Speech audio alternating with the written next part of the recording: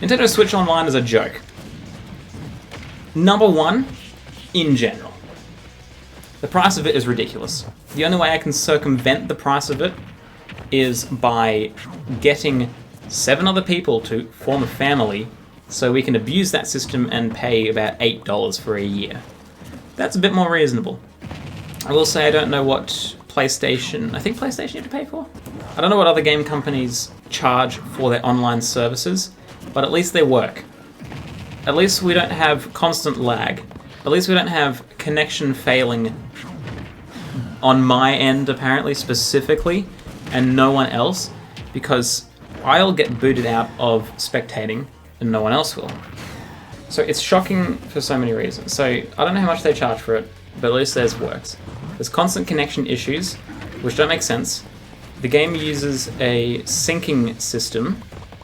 So instead of agreeing upon a, I'm going to say, like a cloud, this is what the game is, this is what the inputs are, instead of doing that, and then having people like lag or a rubber band or whatever if their connection sucks, it brings everyone down to the same level, and everyone lags consistently.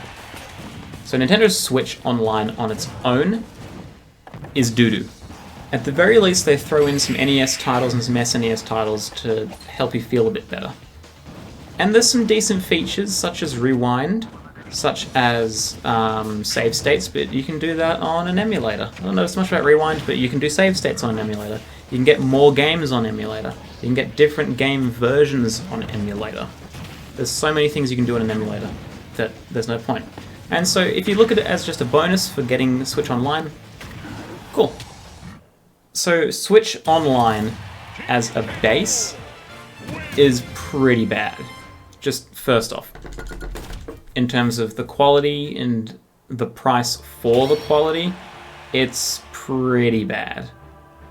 Then they've decided, hey everyone, we're going to chuck you some Nintendo 64 games, we're going to chuck you some Genesis games. Not even that many, honestly, at this point. I don't know about the Genesis side, but the Nintendo 64 side, there's like 8 or 10 or something like that. Not many. And they're like, cool, here you guys go. That'll be $50 US, which is like 67 AU. I can assure you, those games are not worth it. They're not worth 50 AU, first of all. They're not worth paying that much for the online service, which is just as bad as Smash in the online realm. They're not worth $50 AU for the input delay when you're playing an offline game by yourself, because there is input lag just as bad as, if not worse, than Smash Ultimate online, like online, when you're playing Ocarina of Time, for example. That's stupid, that's appalling. Additionally, Ocarina of Time looks really bad because they got rid of fog, and they tried to fix things that didn't need to be fixed, which ended up making things worse. Getting rid of fog ruined the moment of the Dark Link fight room. It also makes the game's downfalls of its art style, which it's an old game, it's fine to have those, but it makes them more obvious. There's other textural issues. You can't do certain speedrun techniques, such as the ESS positioning on your controller.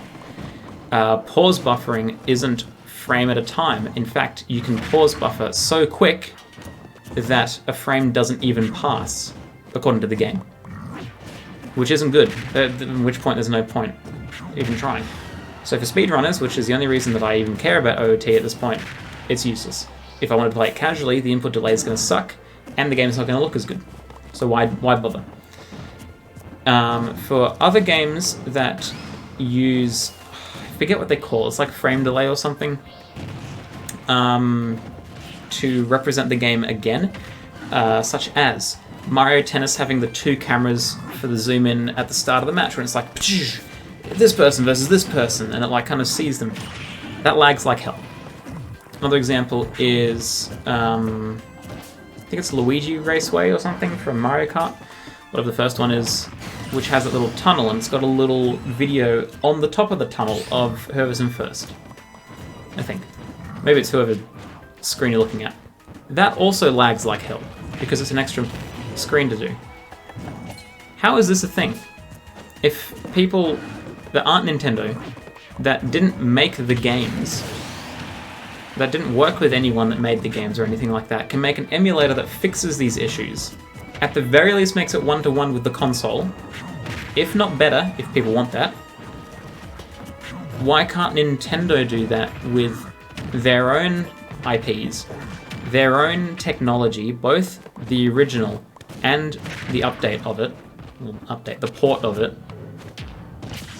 The best they can do is make some sprites look a bit better. It's ass. The Nintendo Switch Online is just awful in a number of ways, and the expansion pack is an insult. Good on you, K. Rool.